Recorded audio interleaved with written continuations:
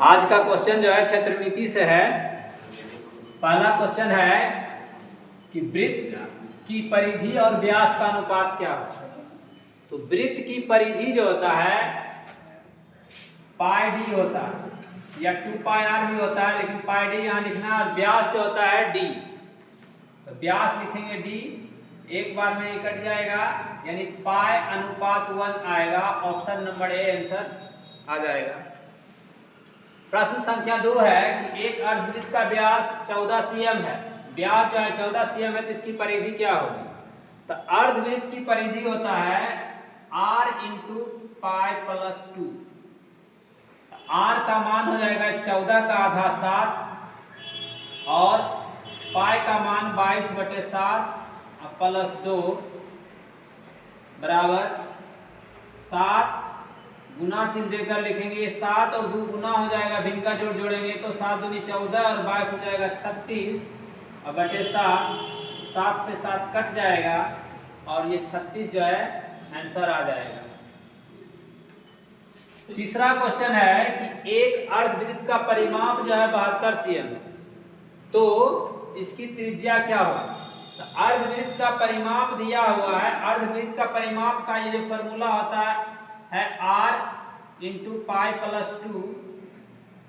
तो इसको हम डायरेक्ट अगर लिखेंगे तो r इंटू पाई प्लस 2 को जोड़ने पर आता है 36/7 बराबर में जो परिमाप है वो लिख देंगे। परिमाप है 72, तो 72 लिखेंगे। तो इस 36 से 72 को काटेंगे, 2 बार में कट जाएगा और इस 7 और 2 गुना हो जाएगा, अर्थात r बराबर आ जाएगा 14 cm, जो कि ऑप्शन नंबर ए हमारा आंसर प्राप्त हो जाएगा। प्रश्न संख्या 4 कहता है कि किसी वृत्त के परिमाप और क्षेत्रफल का अनुपात क्या होगा। तो वृत्त के परिमाप जो होता है फॉर्मूला 2 पाई r, अनुपात लगाएंगे, क्षेत्रफल होता है पाई r स्क्वायर।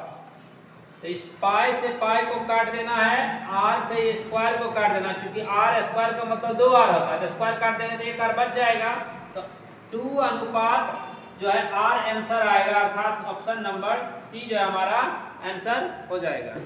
प्रश्न संख्या 5 कह रहा है क्या, किसी अर्धगोलीय ठोस के वक्र पृष्ठ और उसके आधार के क्षेत्रफल का अनुपात क्या होगा। यानी अर्धगोलाकार ठोस है, उसका वक्र पृष्ठ क्षेत्रफल और आधार का क्षेत्रफल।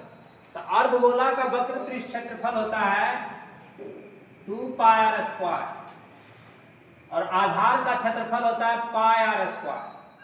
तो पाई r स्क्वायर कट जाएगा एक बार में, ये यानी 2:1 आ जाएगा आंसर, जो कि ऑप्शन नंबर ए है।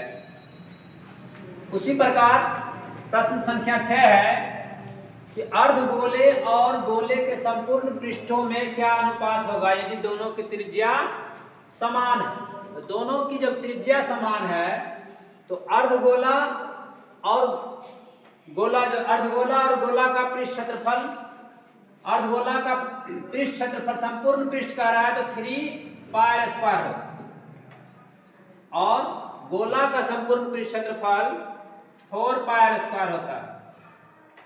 तो 4 पाई r स्क्वायर, ये पाई r स्क्वायर कट जाएगा, यानी आ जाएगा 3:4, जो कि ऑप्शन नंबर सी है।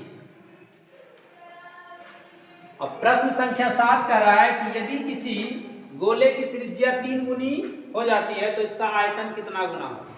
जब गोले की त्रिज्या 3 गुनी हो जाती है तो आयतन कितना गुना होगा, इसे आसानी से ज्ञात करने के लिए क्या करेंगे कि गोला का जो आयतन होता है 4/3 पाई r क्यूब। r जो है यहाँ लिखना है 3 r का क्यूब और नीचे 4/3 पाई r क्यूब। तो ये कट जाएगा और 3 का क्यूब 27 हो जाएगा बटे 27 r क्यूब बटे r cube. r cube cut जाएगा, यानी 27 गुना हमारा आंसर आ जाएगा। इसको और आसान करना हो तो सीधा जितना गुनी रहेगा 3 है तो 3 का क्यूब लिख देना है और नीचे 1 ले लेना है, 1 का क्यूब, यानी सीधा 27 आ जाएगा आंसर। ये और आसानी से ला सकते हैं। इसी प्रकार प्रश्न संख्या 8 है कि समान ऊंचाई वाले दो समबेलनों की त्रिज्याओं का अनुपात दिया हुआ है। उनके आयतन का अनुपात क्या होगा। यानी दो गो बेलन है जिनकी ऊंचाई समान है, ऊंचाई दोनों का h रहेगा तो h दोनों का, और त्रिज्या का अनुपात दिया हुआ है तो आयतन का अनुपात क्या होगा। आयतन होता है पाई आर स्क्वायर एच, तो आर की जगह पर एक लिख लेना है क्योंकि एक है, एक और दो, एक का एक मान लेंगे त्रिज्या और ऊंचाई h, दूसरे में दो मान लेंगे और h ऊंचाई, समान ऊंचाई था दोनों में h, h से h कट गया, पाई से पाई कट गया, यानी 1/4 हो जाएगा, अर्थात 1:4 हमारा आंसर जो है ए आ जाएगा। अब प्रश्न संख्या 9 कहता है कि दो बेलनों की त्रिज्याओं का अनुपात 1:2 है। त्रिज्या का अनुपात ये है और ये ऊंचाई का अनुपात है, तो आयतन का अनुपात क्या होगा। तो पाई 1 का स्क्वायर गुना 5/पाई 2 का स्क्वायर गुना 3, पाई से पाई कट जाएगा, यानी 5, 2 का स्क्वायर 4, 4 गुना 3 12, यानी 5:12 जो है आंसर आ जाएगा ऑप्शन नंबर सी। प्रश्न संख्या 10 है कि एक बेलन और एक शंकु के आधार समान है, यदि उनकी ऊंचाई भी समान हो तो आयतन का अनुपात क्या होगा। तो बेलन और शंकु का बात आया, दोनों का आधार समान है तो त्रिज्या भी समान होगा।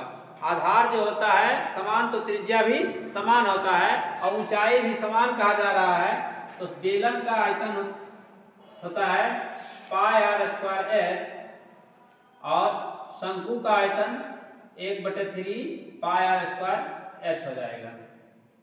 अब पाई आर स्क्वायर एच कट जाएगा एक बार में, 3 जो है इधर गुना में आ जाएगा, अनुपात 1, यानी 3:1, ऑप्शन नंबर डी आंसर आसानी से प्राप्त हो जाएगा।